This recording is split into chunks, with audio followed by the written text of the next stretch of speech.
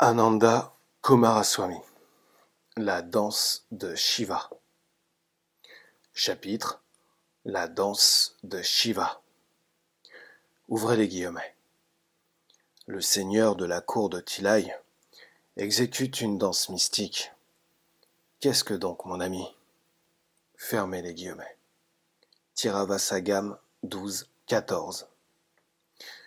L'un des noms les plus grands de Shiva est Nataraja, maître des danseurs, ou roi des acteurs. Le cosmos est son théâtre. Des pas nombreux composent son répertoire. Lui-même est auditoire et acteur. Quand l'acteur bat le tambour, tout le monde vient voir le spectateur. Quand l'acteur range les accessoires, il demeure seul dans sa félicité. Combien de danses variées de Shiva sont connues de ses adorateurs? Je ne saurais le dire. Sans doute, l'idée mère qui se cache sous toutes ces danses est plus ou moins identique. C'est la manifestation de l'énergie primitive. Shiva est l'éros protogonos, dont Lucien écrivait, ouvrez les guillemets. Il semblerait que la danse ait pris naissance au commencement de toute chose, et qu'elle est apparue en même temps que l'antikéros, car nous voyons cette danse primordiale manifestée clairement dans le cœur dansant des constellations, et dans les planètes et les étoiles fixes, leur entrelacement et leur alternance, et leur harmonie ordonnée. Fermez les guillemets. Je ne prétends pas que l'interprétation la plus profonde de la danse de Shiva ait été présente à l'esprit de ceux qui, d'abord, dansèrent avec une énergie et peut-être une ivresse frénétique en l'honneur du dieu des collines préariens, qui se fondit plus tard en Shiva. Un grand thème religieux ou artistique, un grand symbole, se fait tout ou à tous.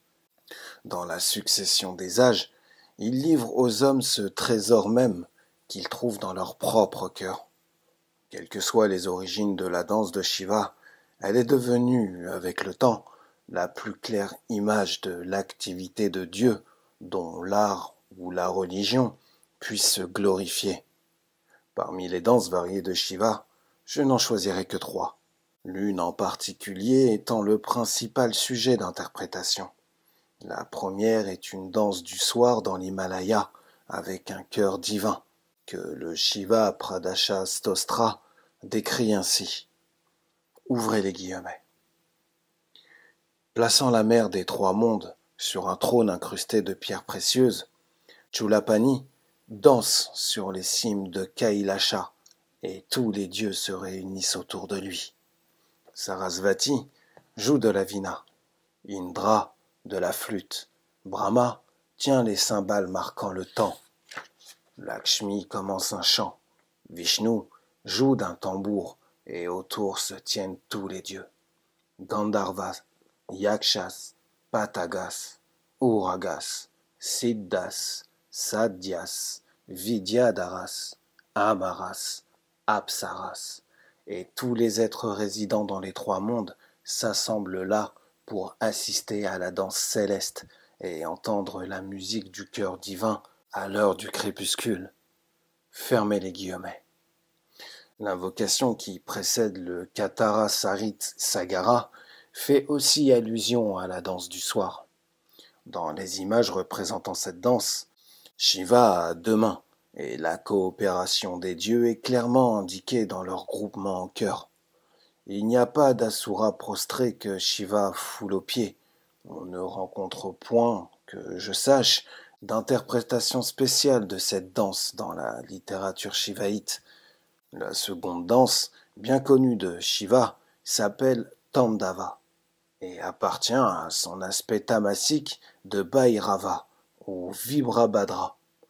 Elle se passe dans les cimetières et les lieux d'incinération où Shiva, généralement sous sa forme à 10 bras, danse farouchement avec Devi, accompagné de troupes de diablotins cabriolants.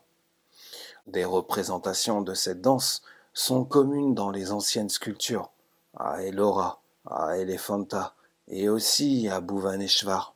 La danse Tandava est à l'origine celle d'une divinité préarienne, mi-dieu, mi-démon, qui tient ses réjouissances nocturnes dans les lieux d'incinération.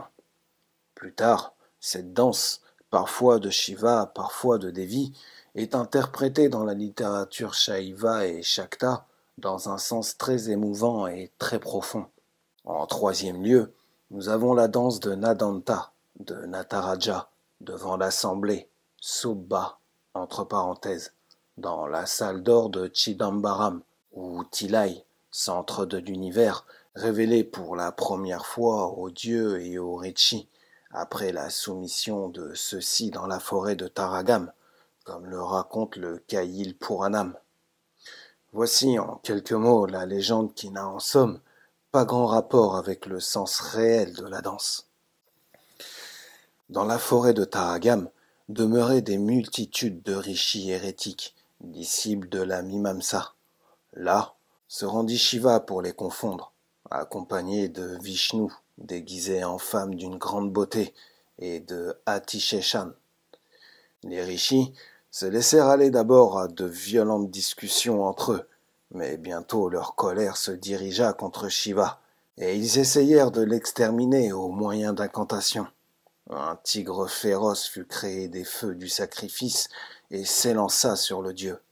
Mais lui, avec un doux sourire, le saisit et de l'ongle de son petit doigt lui enleva la peau et s'en enveloppa comme d'une étoffe de soie. Sans se décourager de cet échec, les sages renouvelèrent leur offrande et firent paraître un serpent monstrueux que Shiva saisit encore et enroula autour de son cou comme une guirlande. Puis il se mit à danser. Mais alors s'élança sur lui un dernier monstre sous la forme d'un nain malfaisant, Muyalaka. Le dieu appuya sur lui le bout de son pied et lui brisa l'échine, si bien que le nain se tordit sur le sol. Et ainsi, son dernier ennemi abattu, Shiva reprit sa danse devant l'assemblée des dieux et des rishis. Alors, Atisheshan adora Shiva et implora sur toute chose la grâce de contempler encore une fois cette danse mystique. Et Shiva lui promit qu'il contemplerait de nouveau la danse en Tilai la Sainte, centre de l'univers. Cette danse de Shiva à Chidambaram, ou Tilai, forme dans l'Inde du Sud le motif des statuettes de cuivre de Sri Nataraja, le seigneur de la danse. Les détails secondaires varient, mais toutes expriment une même conception fondamentale. Commençons par décrire l'image type de Sri Nataraja. Shiva y est représenté dansant. Il a 4 mains, les cheveux tressés et ornés de joyaux, les mèches du bas tourbillonnant dans la danse. Dans sa chevelure se voit un cobra enroulé, un crâne et la forme de sirène de Ganga. Au-dessus est posé le croissant de la lune et une guirlande de feuilles de cassia la couronne. À son oreille droite, il porte un pendant d'homme. À l'oreille gauche, un pendant de femme. Il est orné de colliers d'anneaux, de bracelets, aux bras, aux poignets, aux chevilles, de bagues aux doigts et aux orteils, et d'une ceinture incrustée de joyaux. Son costume consiste surtout en un caleçon collant. Il porte aussi une écharpe flottante et un cordon sacré.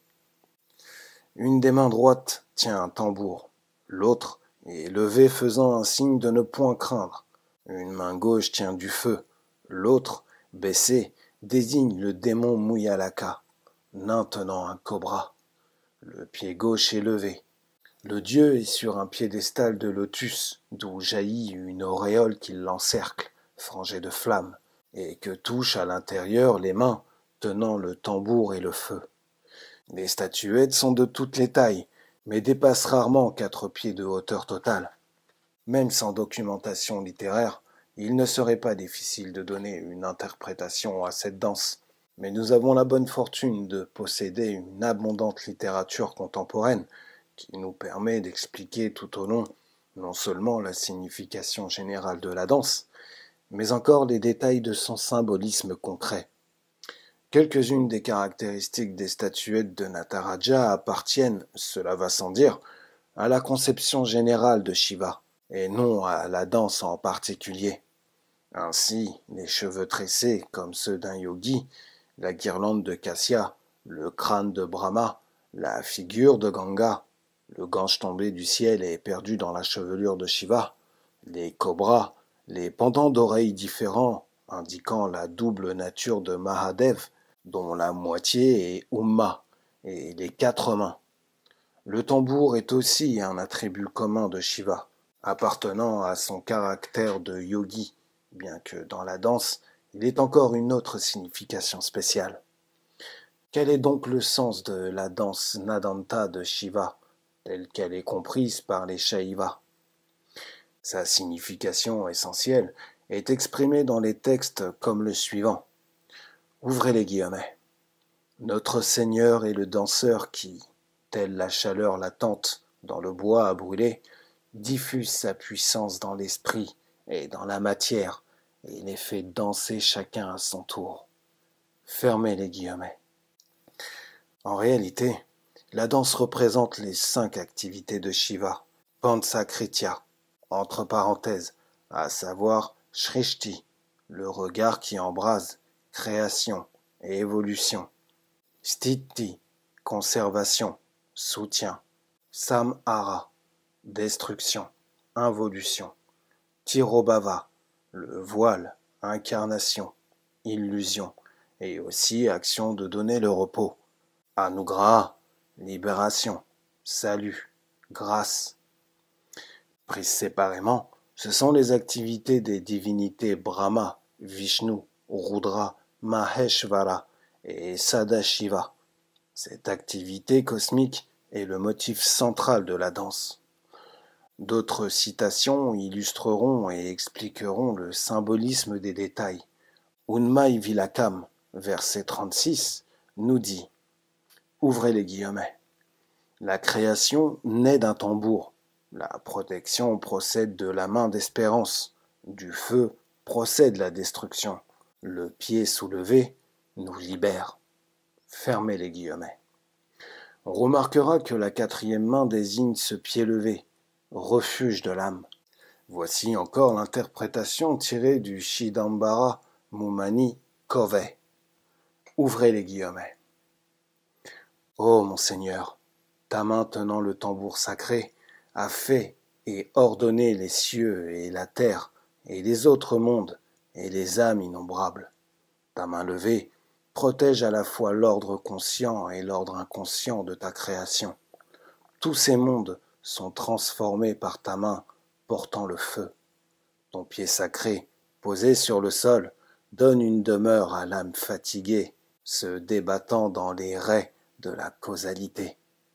C'est ton pied élevé qui accorde la félicité éternelle à ceux qui t'approchent. Ces 5 actions sont en vérité l'œuvre de tes mains. Fermez les guillemets. Les vers suivants du Tirukutu Darshana, vision de la danse sacrée, qui forme la 9e tantra du Tirumantram de Tirumular, expriment plus longuement le motif central. Sa forme est partout, pénétrant tout en son Shiva Shakti. Chidambaram est partout, partout sa danse, comme Shiva est tout et omniprésent. Partout est rendue manifeste la danse gracieuse de Shiva. Ces quintuples danses sont dans et hors le temps. Ces quintuples danses sont ses 5 activités.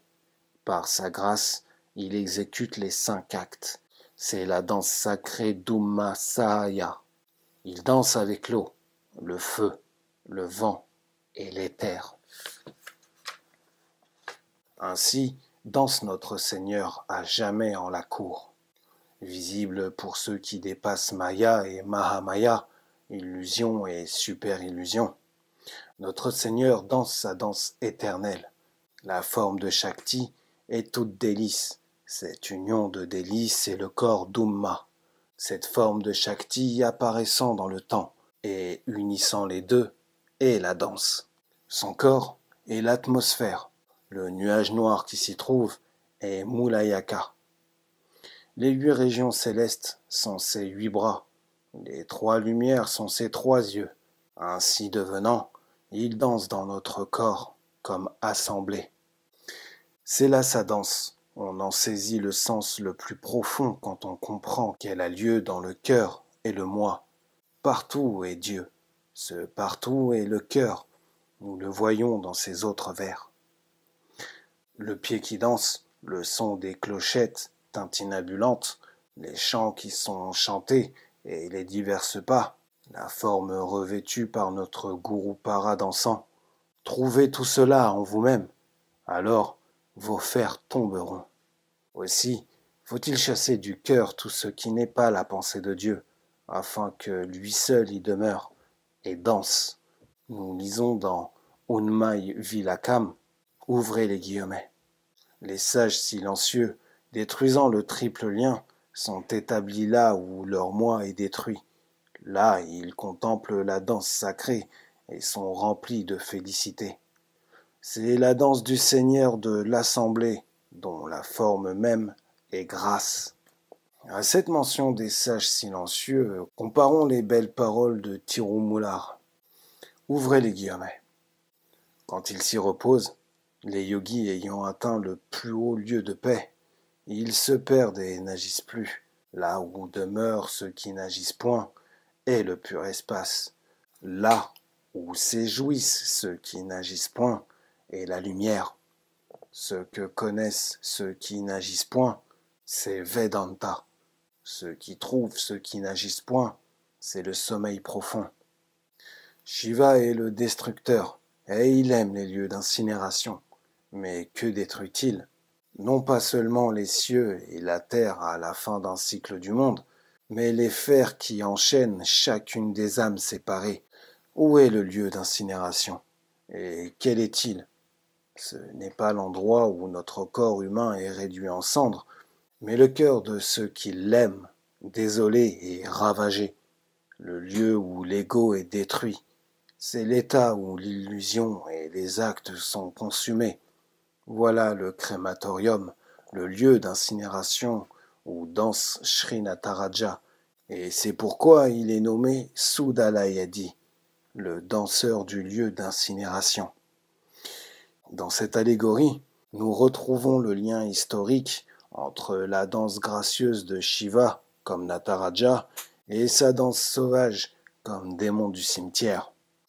Cette conception de la danse est courante, aussi parmi les Shaktas, surtout au Bengale, où Shiva est adoré sous son aspect de mère plutôt que de père.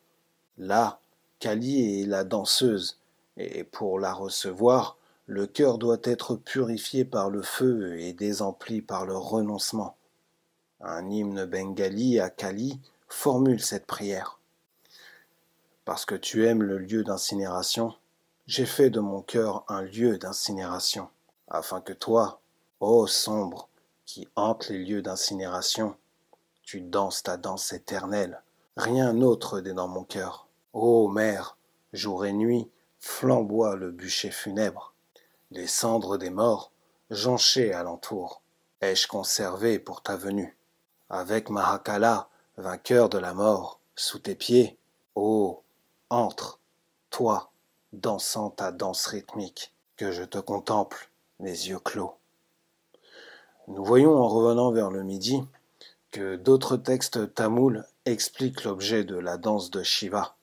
Dans Shivajnana Siddhyar, Supaksha Sutra, verset 5, nous trouvons, ouvrez les guillemets, dans l'intention d'assurer les deux sortes de fruits aux âmes sans nombre, notre Seigneur, avec action quintuple, danse sa danse. Ces deux sortes de fruits sont Iham, la récompense en ce monde, et Param, la félicité dans Mukti, et encore Unmei Vilakam, versets 32, 37, 39, nous informe que la suprême intelligence danse dans l'âme afin d'enlever nos péchés. Par ce moyen, notre Père disperse les ténèbres de l'illusion, Maya, brûle le cordon de la causalité, Karma, piétine le mal, Mala, Anava, Avidya, répand la grâce et avec amour plonge l'âme dans l'océan de la félicité, Ananda. Il ne voit jamais de renaissance ceux qui contemplent la danse mystique. Cette conception qui fait du phénomène du monde le passe-temps et l'amusement, l'Illah, du Seigneur, domine aussi dans les écritures Shaiva. Ainsi, Tirumular nous dit, ouvrez les guillemets, la danse perpétuelle est son jeu, fermez les guillemets. Dans le poème de l'extase de Sri Abin, cette spontanéité de la danse de Shiva est si clairement exprimée qu'un commentaire détaillé ne vaudrait pas les extraits suivants. Scriabine a formulé exactement ce qu'a modelé l'imagier hindou. L'esprit, Purusha, se jouant, l'esprit ému de désir, l'esprit par la fantaisie, Yogamaya, créant tout, s'abandonne à la félicité, Ananda, la félicité de l'amour. Parmi les fleurs de sa création, Prakriti. Il s'attarde dans un baiser ébloui par leur beauté. Il s'élance, il s'ébat, il danse, il tourbillonne.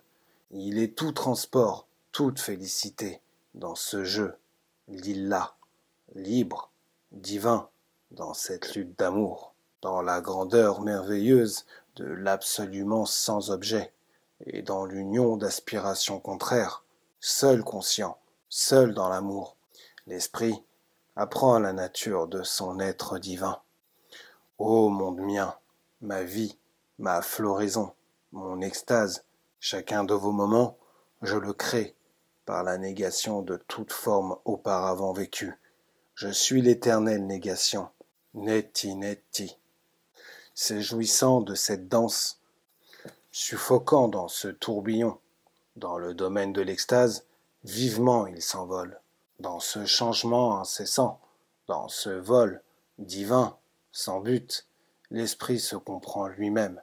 Dans la puissance de la volonté, seul, libre, toujours créant, irradiant tout, vivifiant tout, se jouant divinement dans la multiplicité des formes, il se comprend lui-même.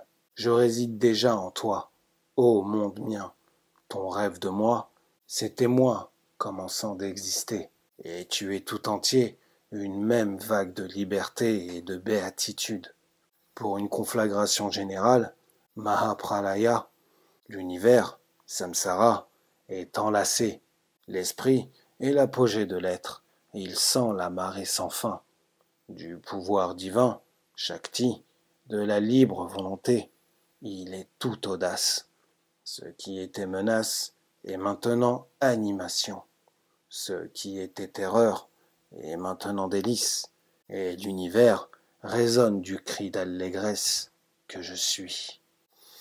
À cet aspect de l'immanence de Shiva, on a objecté qu'il danse comme ceux qui cherchent à plaire aux yeux mortels.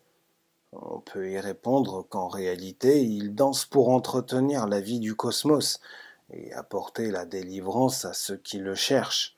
En outre, si nous interprétons comme il faut les danses des danseurs humains, nous verrons qu'elles aussi mènent à la liberté.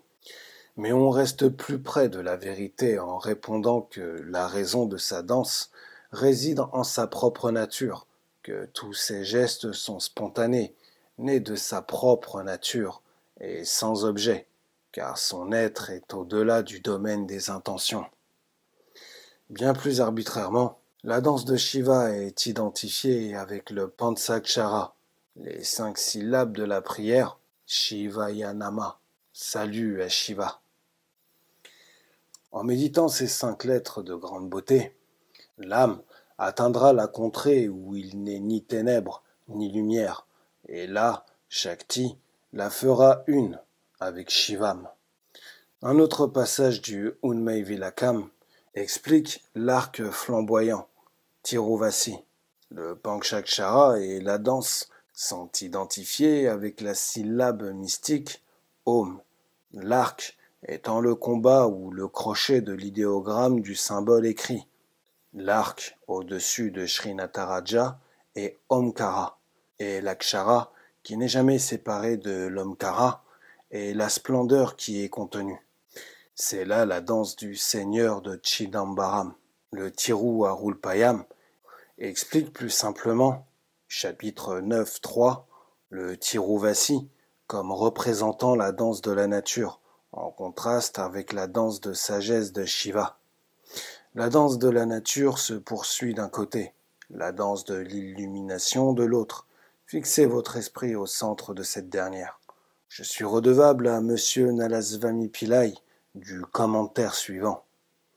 La première danse est l'action de la matière, l'énergie matérielle et individuelle. C'est l'arc, Tiruvasi, Omkara, la danse de Kali.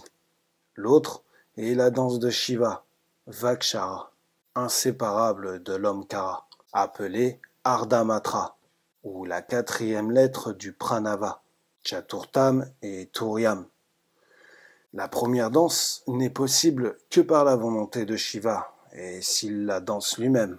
Par conséquent, ainsi interprété, l'arc représente la matière, la nature, Prakriti, la splendeur qui est contenue, Shiva, dansant à l'intérieur, touchant l'arc de la tête, des mains et des pieds, c'est l'esprit universel et omniprésent, Purusha.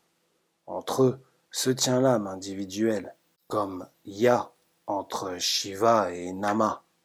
Si nous résumons à présent l'ensemble de cette interprétation, nous voyons que la signification essentielle de la danse de Shiva est triple. Premièrement, elle est l'image de son jeu rythmique comme source de tout mouvement dans le cosmos, représenté par l'arc. Deuxièmement, l'objet de cette danse est la délivrance des innombrables âmes humaines du piège de l'illusion. Troisièmement, le lieu de la danse, Chidambaram, le centre de l'univers, est dans notre cœur. Je me suis abstenu jusqu'ici de tout jugement esthétique et me suis efforcé seulement de rendre l'idée centrale de la danse de Shiva en traduisant l'expression plastique en expression verbale, laissant de côté la beauté ou l'imperfection des œuvres individuelles. Mais il n'est peut-être pas hors de propos d'attirer l'attention sur la grandeur de la conception même comme synthèse de science, de religion et d'art. Quelle prodigieuse ampleur de pensée et de sympathie chez ces artistes rishis qui censurent les premiers un type semblable, offrant une image de la réalité, une réponse à l'énigme de la vie et au tissu complexe, et une théorie de la nature, un type non seulement capable de satisfaire une secte ou une race, ou d'être accepté par les penseurs d'un seul siècle, mais universel, puisqu'il s'adresse aux philosophes, à l'amant, à l'artiste, en tous les temps et tous les pays. Quelle puissance et quelle grâce suprême n'a-t-elle pas cette image dansante pour tous ceux qui se sentent efforcés, sous une forme plastique, d'exprimer leur intuition de la vie. À notre époque de spécialisation à outrance, nous ne sommes plus habitués à semblable synthèse de la pensée. Mais pour ceux qui virent en vérité ces images, il ne pouvait y avoir de cloison étanche entre la vie et la pensée, et nous ne nous rendons pas toujours compte, quand nous discutons les mérites des œuvres individuelles, de toute l'étendue du pouvoir créateur qui, pour emprunter une comparaison musicale, a su découvrir un mode aussi propre à exprimer des rythmes fondamentaux d'une signification aussi profonde, aussi inéluctable. Une statuette de ce genre exprime directement dans toutes ses parties, non point une superstition ou un dogme, mais l'évidence des faits. Nul artiste d'aujourd'hui, quelque grand qu'il soit, ne saurait créer avec plus d'exactitude et d'intelligence une image de cette énergie que la science est forcée de reconnaître comme postulat derrière tous les phénomènes. Si nous voulons concilier le temps avec l'éternité, nous ne pouvons guère que concevoir des alternances de phases embrassant de vastes régions d'espace et d'immenses étendues de temps. Aussi est-elle tout particulièrement significative l'alternance indiquée par le tambour et le feu qui change et ne détruit pas. Ce ne sont que des symboles visuels du jour et de la nuit de Brahma. Dans la nuit de Brahma, la nature est inerte et ne peut danser avant que Shiva le veuille. Il sort de son extase et, dansant, envoie par toute la matière inerte des ondes palpitantes de son qui l'éveillent. Et voici que la matière, elle aussi, se met à danser, apparaissant autour de lui comme une gloire. En dansant, il soutient ces multiples phénomènes.